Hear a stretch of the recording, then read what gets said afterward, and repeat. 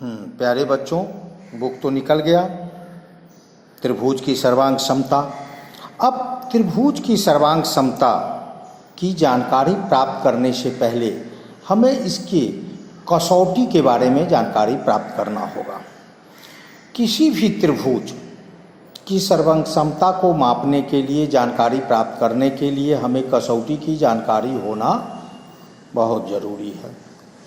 अब हम आपको कसौटी के प्रकार और कितने तरह के कसौटी होते हैं उनकी हम आपको जानकारी देंगे। जैसे पहला कसौटी होता है भू को भू, ये शॉर्ट नेम है, फुल नेम भुजा कोण भुजा।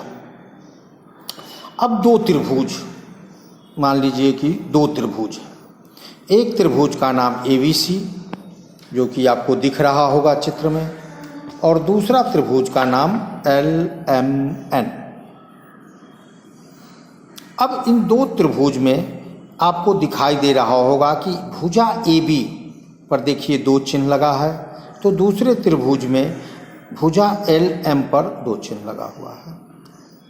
कोण B और दूसरे त्रिभुज में कोण M, ये दोनों इक्वल हैं। और तीसरा BC भुजा और NM भुजा, देखिए तीन तीन लाइन है।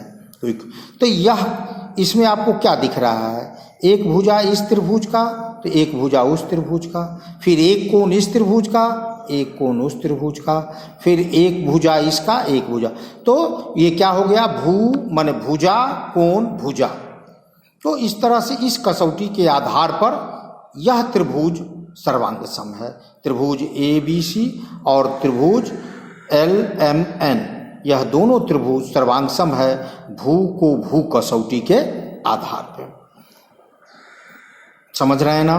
तो इस तरह से कसौटी की जानकारी हम एक एक कसौटी की जानकारी एक एक करके लेंगे और इस तरह हम त्रिभुज की सर्वांग समता के बारे में जानकारी प्राप्त करेंगे।